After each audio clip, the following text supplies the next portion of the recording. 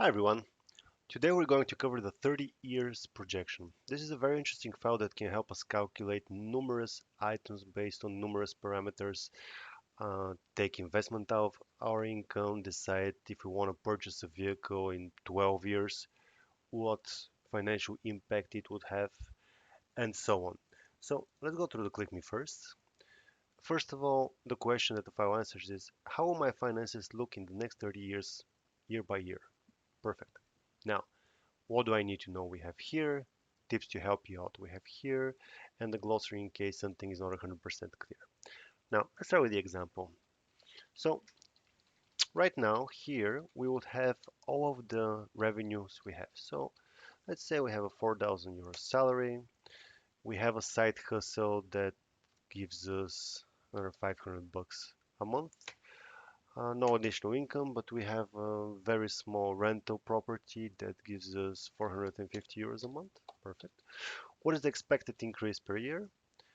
Usually the expected increase for a salary depends on the stage of your career. If you're a much younger person, your increase is much higher than what it is now. If you're towards the middle of your career, your increase should be a little bit less. We should look at it more conservatively. So let's say the example we took in the previous file was 25. So let's say a clean 4% per year increase. Perfect. For salary B, or actually, we're going to put it here because this is a side hustle. We expect, as it is a business that develops, we would expect to get a clean 5%, maybe 6%. It really depends on the business. Rental income, something that is aligned with inflation, about 3%. Great. Now, here we're going to put our expenses. So our monthly expenses, based on one of the budgets, we have a pretty good idea. And we can say that, you know what, it's about 2 grand. Where's the increase per year? Something similar to the inflation, maybe around 3%. Great. Now here we're going to put if we have any loans or liabilities. So if we have an apartment loan, we would say we own 150,000, or sorry, 150,000. Is that right? Yep. And the interest we're looking at is 3.5%. Okay, for a period of 360 days. And you can put here whatever you want. You have any loans, you can put it here. Okay, now let's look at investments. The way this table is set up is that we have an income per year of, what is this? 59,400. Great. We want to say what percentage of this do we want to invest. So let's start with on portfolio one, which is our major portfolio. I want to say I want to do 5% every year. And this portfolio brings me a clean 10%. Now I want to buy some gold, maybe 2.5% of my income. That gives me about 5% a year. I want to do 2.5 more percent of crypto. And because it's very lucrative and fluctuating, maybe at the end of the year it would bring me 15%. Hopefully. We never know with crypto. Some variables we want to add here is the inflation rate. I usually put 3%. And the amount of savings. I always put, or if we have any savings. So maybe I have 10 grand saved up right now. Great. Now, here is all of our income that is adjusted. On the bottom line, this is what our investments would bring us every year based on the rate of return we give it. Of course, if we increase it, let's say we want to do 10%, we want to invest more of our money and we expect, to be maybe a little bit more, numbers change substantially. And here is our total income. Now, salary, as we said, depending on the stage of your career, it can look very different. So this is a very key number. So let's put it 5%. Okay, so here's our income per year as it increases. And here you can see it, how the cash flow grows for the first 10 years. And here you can see it, the cash flow for 10 years. Wonderful, wonderful, wonderful. On this sheet, you can go whoop, all the way to 30. Now here we have our expenses. And the more accurate everything is, the better it is for this projection. So I added this little field here. So on year number 12, or let's start with this 3-month trip. I want to take a great trip. I want to work. Let's say I'm 25 when I'm 30. So on year 5 of our projection, I'm gonna spend 10,000 euros on a 3-month trip. Perfect.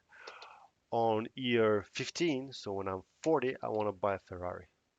And a Ferrari costs, it depends on the Ferrari, it can be very costly, but let's say I have a clean 30,000 that I want to turn there.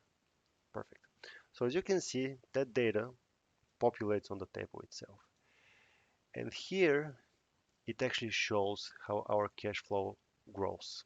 And we can see that on year 8, sorry, 5, correct, we have kind of a drop.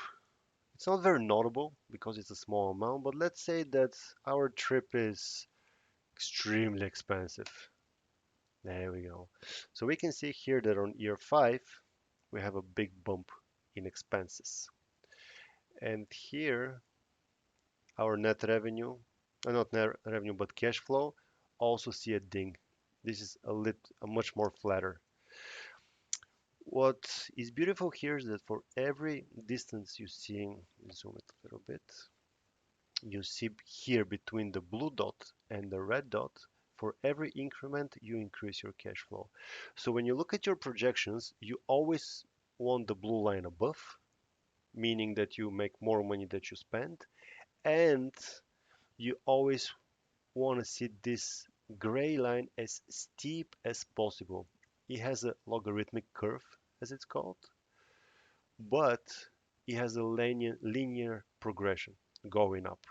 So let's say, this is a pretty good curve, but let's say we don't make such great decisions, right? Let's say we have no investments.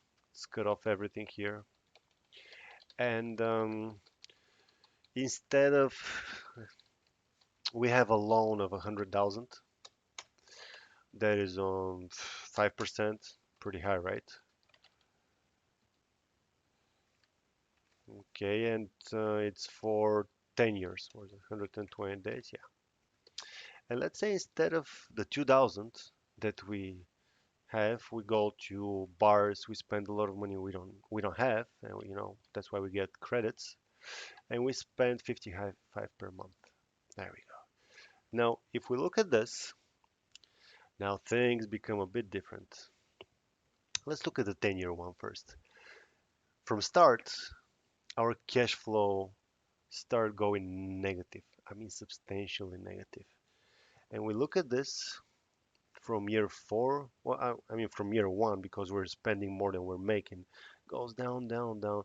At some point, once we pay off our debts, some of our debts, for example, you can see that the loan is going to be paid off year 10, this one, and this one is going to be paid very far into the future, very, very far. Oh, because this is the full, this is for the 30 years. So right about here, about year number 15, we start increasing, but we continue to be in the negative with almost 300,000 euros. So you can play with the numbers. Hopefully we don't have those loans, you know, and we don't spend more than we make. So let's say we spend 4,500, which is still a lot, but hey, in year number, what is the zero? I think 12, cash flow becomes from negative to positive. So again, not great. So let's say, you know what? I don't want to go on a trip for 5 months. Beautiful. Now our cash flow becomes positive at year. It doesn't become negative. Perfect. We actually never dip down. Yeah, we can see it here much clearer. There we go. So play around with the numbers, figure out what works for you, but please make sure that the numbers that you use are very, very precise. This will help you plan accordingly. If you want to buy a Ferrari and a Lamborghini, not a problem at all. Just buy it at the right time. Thank you and be healthy.